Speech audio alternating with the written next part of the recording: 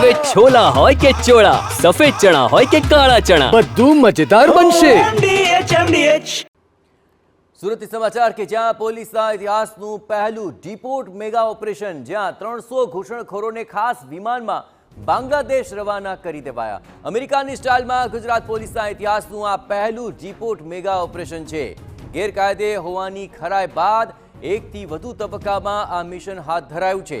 અગરતલામાં aircraft ઉતારી વાહનોમાં બાંગ્લાદેશ તેમને છોડી મુકાયા હતા.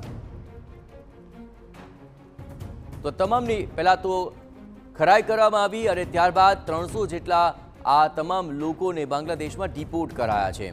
અને પોલીસની આ કાર્યવાહીનું સૌથી પહેલું આવું ઇતિહાસનું ડિપોર્ટ મેગા ઓપરેશન છે, જેમાં આટલી મોટી માત્રામાં બાંગ્લાદેશીઓને તેમના દેશમાં ડિપોર્ટ કરી દેવાયા છે. વધુ વિગતે વાત કરવા જોડાઈ રહ્યા છે TV9 સંવાદદાતા બલદેવ સુથાર. બલદેવ, પોલીસે એક મોટી કાર્યવાહી રહી છે. કઈ પ્રકારે આ તમામ લોકોનું આઈડેન્ટિફિકેશન થયું અને ડિપોર્ટ માટે કઈ પ્રકારે આ કાર્યવાહી સંપન્ન કરાઈ?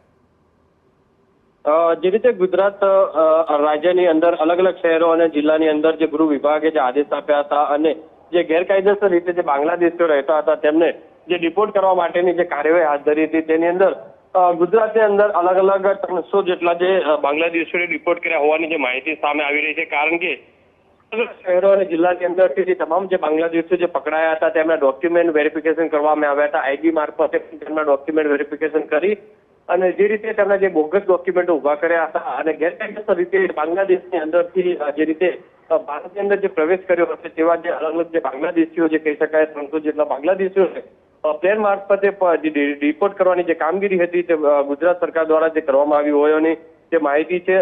આવનારા સમયની અંદર પણ જે રીતે હજુ પણ જે બાંગ્લાદેશીઓ છે તેમની જે તપાસ છે તે ચાલી રહી છે.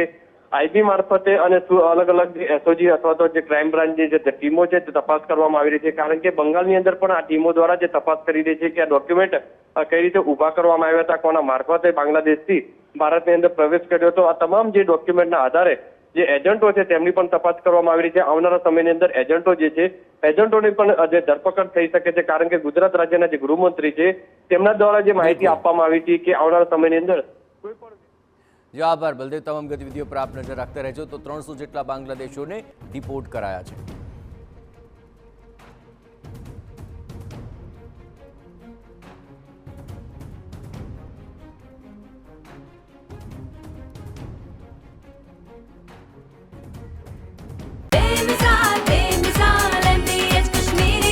અરે ઓછું નાક પણ અસલી નાક. MDH કાશ્મીરી લાલ મરચાની પાવડર.